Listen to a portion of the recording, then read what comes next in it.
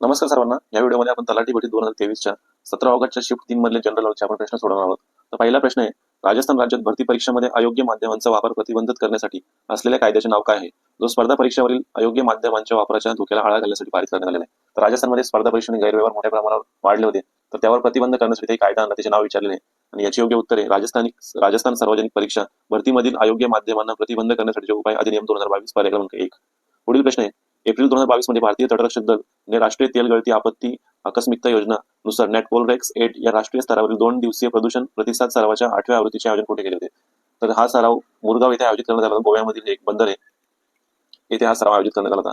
भारतीय संविधानातील कोणता अनुच्छेद हा संसदेला एक नवीन राज्य निर्माण करण्याचा एकमेव अधिकार देतो? तो स्पष्टपणे दर्शवितो की भारतीय संविधान हे विशिष्ट संघराज्य वैशिष्ट्यासह एकात्मक स्वरूपाचे. तर याचे उत्तर हे पर्याय क्रमांक 3 अनुच्छेद 3. 28 डिसेंबर 2022 रोजी कोणत्या ठिकाणी भारतीय लष्कराने झोन 3 भूकंप विनिर्देश आणि जवानांसाठी हरित इमारत मानकांचे अनुपालन करून आपल्या पहिल्या 3D मुद्रित आपत्ती प्रतिरोधक घराच्या युनिट संरचनांचे उद्घाटन केले? तर याचे उत्तर आहे अहमदाबाद कॉन्टेनमेंट. 2011च्या जनगणनेनुसार भारतातील पुरुषांमधील साक्षरता दर किती आहे? तर 2011च्या जनगणनेनुसार भारतातील पुरुषांमधील साक्षरता दर 82.14% इतका आहे. यांना डॅगेश यांना भारतीय राष्ट्रवादाचे प्रेषित असे म्हटले जाते असे. तर भारतीय राष्ट्रवादाचे प्रेषित म्हणजेच prophet of Indian nationalism Aurobindo Ghosh यांना म्हटले जात असे. आपलं उत्तर पर्याय क्रमांक 4 अरविंद घोष. प्रतिकूल हवामानाच्या घटना विशेषतः भूस्खलन करू शकणारी अतिवृष्टी, पूर आणि नैसर्गिक आपत्ती यामध्ये सातत्याने होणाऱ्या वाढीमुळे खालीलपैकी कोणत्या संस्थेने देशातील भूस्खलन होण्याची ठिकाणे दर्शवणारा भारताचा भूस्खलन नकाशा संग्रह प्रकाशित केला? तर भारतामध्ये जे डेंजर झोन आहे त्यामध्ये भूस्खलन होण्याची शक्यता जास्त आहे, यांचा नकाशा भारतीय अंतराळ संशोधन संस्था म्हणजेच इस्रो यांनी प्रकाशित केला होता. उत्तरील पर्याय क्रमांक 4. पुढील प्रश्न आहे, संयुक्त राष्ट्राच्या अंदाजानुसार भारताची लोकसंख्या डायटेस असून 2023 मध्ये पहिल्यांदाच ती चीनला मागे टाकेल. तर याचे उत्तर आहे 142,57,75,850. 2023 मध्ये आपली अंदाजे लोकसंख्या एवढी झालेली आहे आणि त्यांनी आपण आता लोकसंख्येच्या बाबतीत चीनला मागे टाकलेले आहे.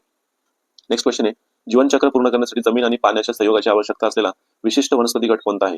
तर याचे उत्तर आहे ब्रायोफायटा पर्याय क्रमांक 1. महालवारी जमीन महसूल पद्धतीत महालचा अर्थ काय आहे? महालवारी जमीन महसूल पद्धतीमध्ये महालचा अर्थ पर्याय क्रमांक 2 गाव येतो. या महालवारी पद्धतीचा जनक हॉल्ट मॅकेन्झी यांना म्हटले जाते. हे लक्षात ठेवा, हॉल्ट मॅकेन्झी. पुढील प्रश्न, 1890 मध्ये खालीलपैकी कोणती बडोद्यात तंत्र शिक्षणासाठी कलाभवन नावाची संस्था स्थापन केली? तर बडोदा म्हणजे सयाजीराव गायकवाड. उत्तरील पर्याय क्रमांक 3 महाराज सयाजीराव गायकवाड. झाडाचे वय निश्चित करण्यासाठी कोणते दृष्टिकोन अस्तित्वात आहेत? झाडाचे वय निश्चित करण्यासाठी झाडाच्या खोडातील वलयांची संख्या पाहिली जाते, यावरून झाडाचे वय निश्चित करता येते. खालीलपैकी कोणता ईमेल संदेशाचा भाग आहे? तर याचे उत्तरील पर्याय क्रमांक 2 मेसेज. अशा प्रकारे आपण शॉर्टमध्ये हे प्रश्न पाहिलेले आहेत.